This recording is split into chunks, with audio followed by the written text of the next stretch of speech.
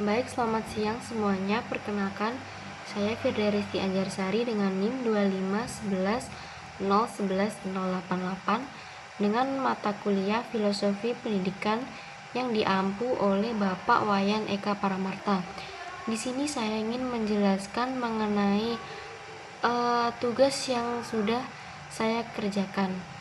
Berikut adalah penjelasannya. Pendidikan di Indonesia menghadapi tantangan besar berupa disrupsi teknologi dan degradasi moral yang mengancam kelangsungan nilai-nilai kemanusiaan dan relevansi pendidikan di abad ke-21. Integrasi filsafat dan ilmu pendidikan dapat menjadi solusi ideal untuk menciptakan pendidikan yang humanis dan relevan dengan kebutuhan zaman. Filsafat memberikan kerangka dan etika, makna dan tujuan pendidikan yang menumbuhkan karakter dan kesadaran moral peserta didik. Sementara ilmu pengetahuan menyediakan pendekatan sistematis untuk pengembangan keterampilan berpikir reflektif dan inovatif.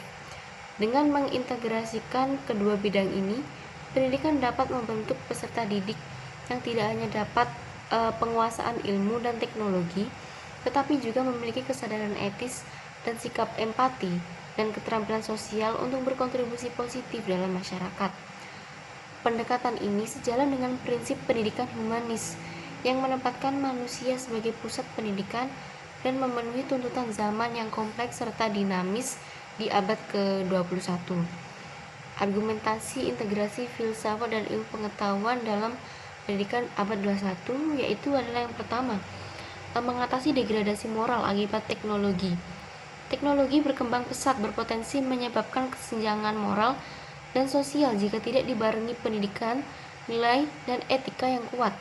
Melalui filsafat humanisme, pendidikan dapat diarahkan untuk membangun karakter peserta didik agar menggunakan teknologi secara bijak dan bertanggung jawab, bukan hanya sebagai konsumen teknologi semata, melainkan sebagai agen perubahan moral dan sosial.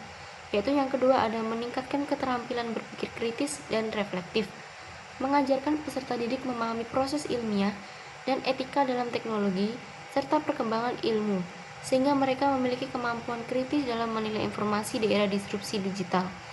Lalu ada pun tokoh-tokoh yang membahas tentang integrasi filsafat dan ilmu.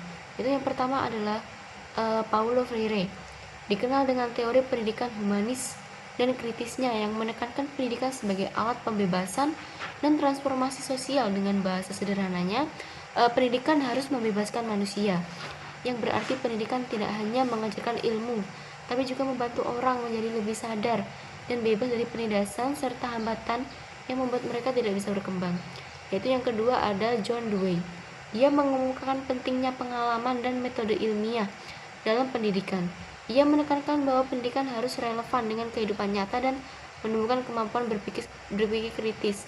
Ia percaya pendidikan harus relevan supaya siswa tidak hanya tahu teori, tapi juga bisa mengaplikasikannya dalam kehidupan nyata dan menjadi warga yang bisa bertanggung jawab.